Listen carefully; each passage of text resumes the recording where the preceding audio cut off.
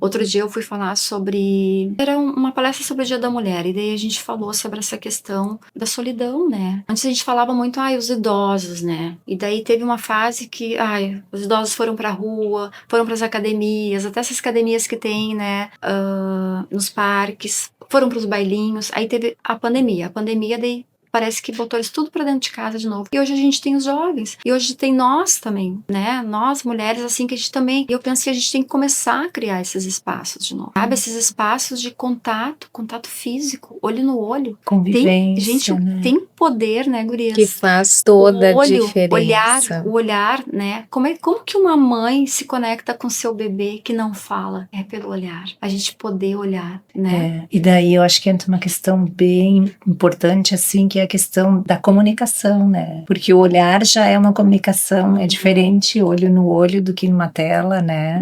E a comunicação daquilo que tô sentindo, poder me mostrar vulnerável, aquilo que tu tava falando, né? Porque esse é um dos outros medos, né? Muito geral, assim, de me mostrar, né? Será que E aí é uma coisa que vem, né? A gente como ser humano, quando se constitui, a gente é muito dependente do outro. Então, o olhar do outro, a palavra, será que eu tô fazendo legal? Será que você aceita? Será que você rejeita? Né? Então, esses medos, eles nos acompanham, né? E como é que a gente vai desmistificar isso um pouco? É na relação com o outro, que daí eu vou me conhecendo, né? Porque o outro vai provocando coisas em mim. Sim. E aí eu me dou conta do meu sentimento. E daí eu posso trabalhar ele e fazer alguma coisa, né? E posso confirmar ou não a percepção do outro. Sim, a gente ou pode a se minha. reconhecer no medo do outro. Eu também, né? E compartilhar de sentimentos ali, né? Às vezes eu falo assim que é como uma caixa, né? Às vezes eu comento isso com os pacientes quando eles estão com uma coisa muito pesada, né? Eu digo assim, imagina uma caixa, né? Tu tem uma caixa aqui na tua frente. Às vezes é muito com a forma como eu carrego a caixa, como eu pego essa caixa, né? Então quando eu tenho um problema também, como que eu pego esse problema? Que narrativa eu dou pra ele, né? Como é que eu faço? Porque dependendo da forma que eu pego a caixa, fica mais pesada, né? Então se eu olhar pra caixa e,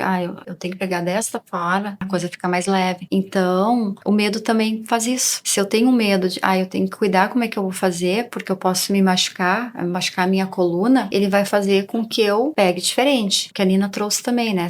Hoje tu te percebe, né, Nina, assim, que, eu ficar muito em função também do cuidado com os outros, a minha saúde, eu acabo descuidando da minha saúde, Sim, né? vou me comprometer, né? Então, assim, são coisas que a gente precisa estar falando o tempo todo. Parece... de se perceber e se cuidar, de não precisar, por exemplo, adoecer para ter um olhar ou para ter um cuidado que eu não sei, que eu tô precisando e não sei pedir.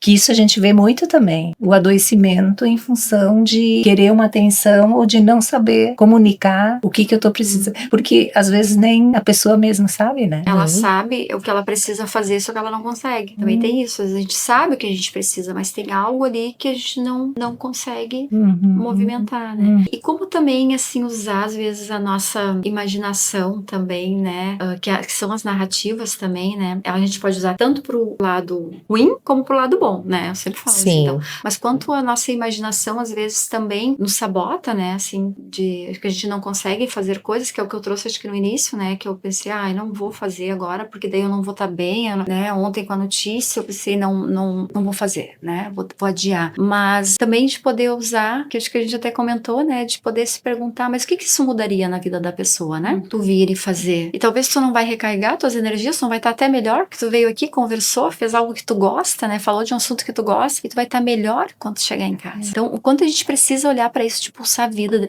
dentro da gente, né? Fazer com que essa pulsão, ela... Eu sempre lembro daquele exemplo da máscara no avião, né?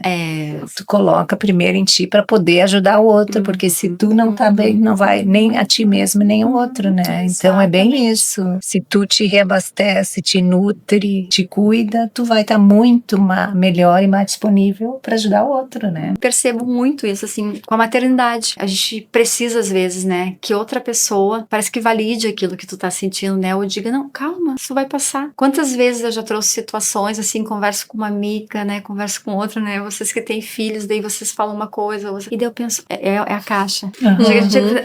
Fica mais leve, né?